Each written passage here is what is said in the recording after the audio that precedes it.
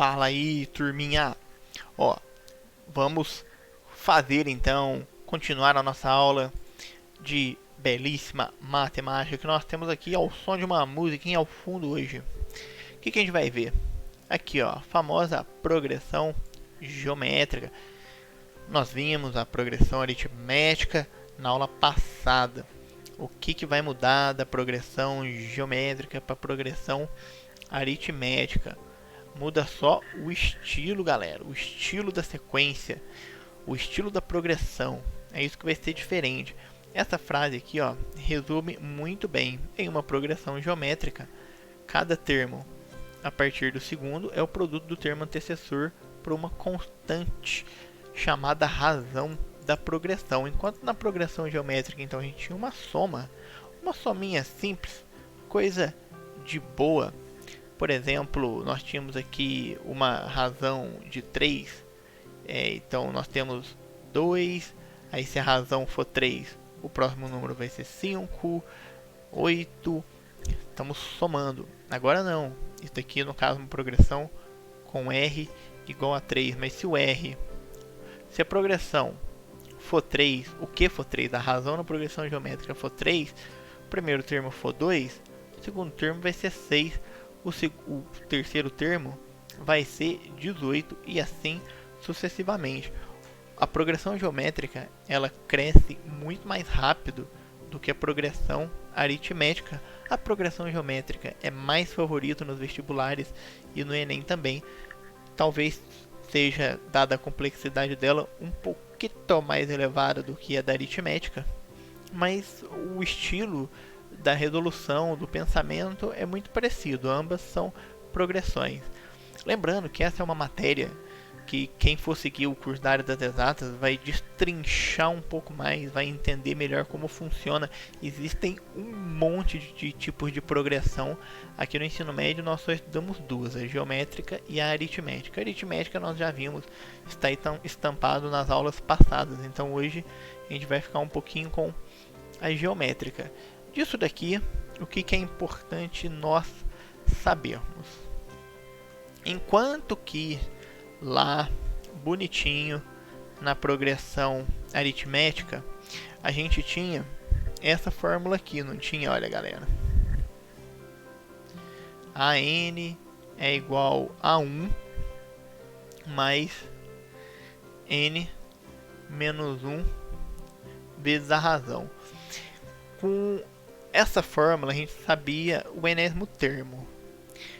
Na progressão geométrica isso vai ser um pouco diferente. Por quê? Porque olha, a fórmula ela fica desse jeitinho aqui, levemente diferente. O enésimo termo é o primeiro vezes a razão n-1.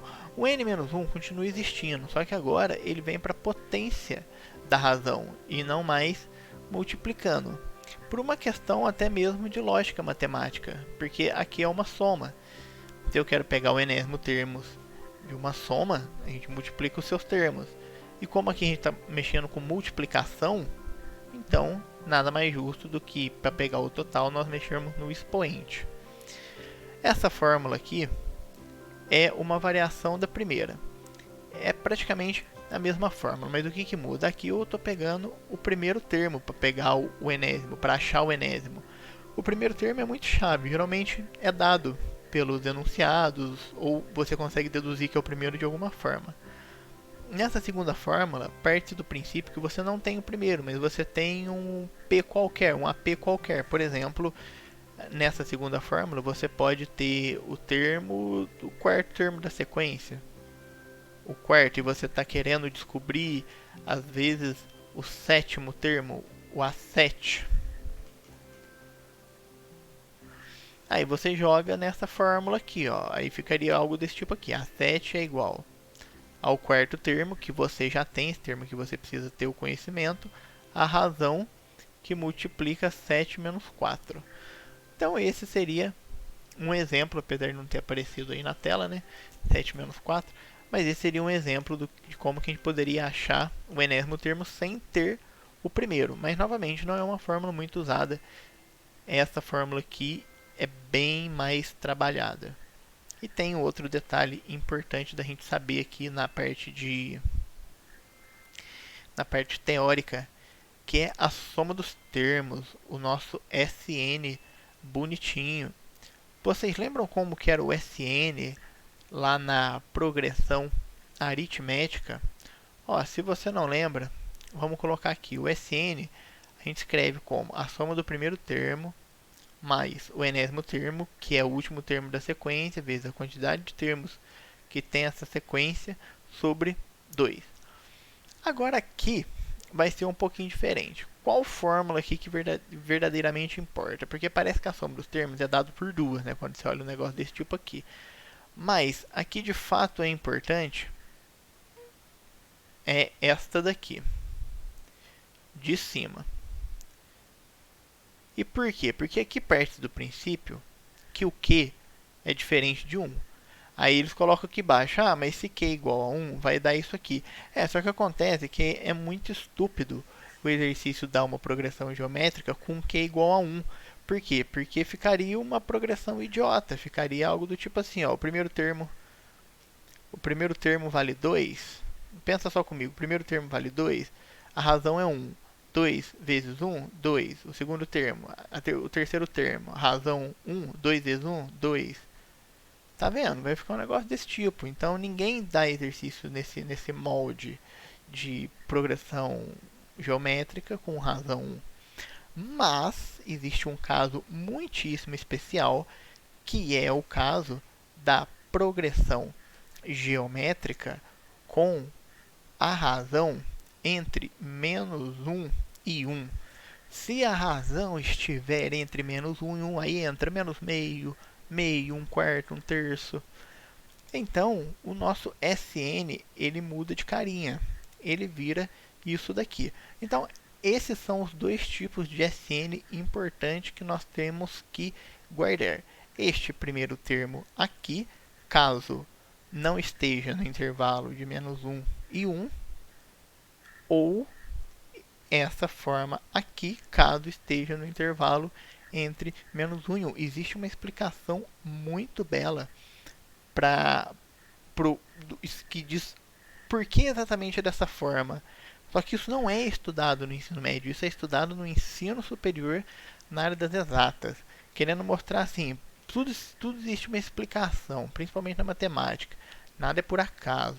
Só que muitas vezes, o conhecimento que a gente tem das matérias mais bases dão a entender que é tudo uma decoreba, mas não é. É uma explicação muito bela. Bom, galera, é isso que muda. Vamos ver aqui na execução de um exercício como é que a gente pode trabalhar com esses conceitos. Ó, considere o padrão de construção representado pelos desenhos abaixo. Então, na etapa 1 tem um square, aqui vira 9 e aqui vira mais um monte. Aí ele diz, na etapa 1, há um único quadrado de lado 1, com lado 1. Esse aqui, lado 1. Na etapa 2, esse quadrado foi dividido em 9 quadrados. 3 aqui, 3 em cada linha. 9 quadrados congruentes, sendo 4 deles retirados como indica a figura. Ficou 4 espaços em branco. Na etapa 3 e na seguinte, o mesmo processo é repetido em cada um dos quadrados da etapa anterior. Nessas condições, a área restante da etapa 5 é. Inclusive aqui, galera, vocês até podem tentar dar uma pausa e resolver por conta própria e depois ver se bateu com o nosso. Então, o que ele está interessado aqui? Etapa 5, a área restante da etapa 5. Ora, como que a gente pode desenvolver isso daqui? Num primeiro momento, a etapa 1, que é onde começa, eu vou chamar aqui de A1, a gente tem um quadrado só, único. A área disso aqui vai dar 1, não tem conta alguma para fazer. A etapa 2, vou chamar de A2, ela possui 5 quadrados, só que na verdade cabe 9 aqui, 4 foram retirados. Então, nós temos 5 quadrados sobre um total de 9, que é o que cabe por aqui. Na etapa 3, o que nós vamos ter? É o mesmo desenho da etapa 2, só que dividido em muito mais vezes. Então, se a gente tinha 5 quadradinhos aqui, continuou com 5, só que agora tem 1, 2, 3, 4, 5 vezes 5 quadradinhos. Então, a gente tem 25 quadradinhos.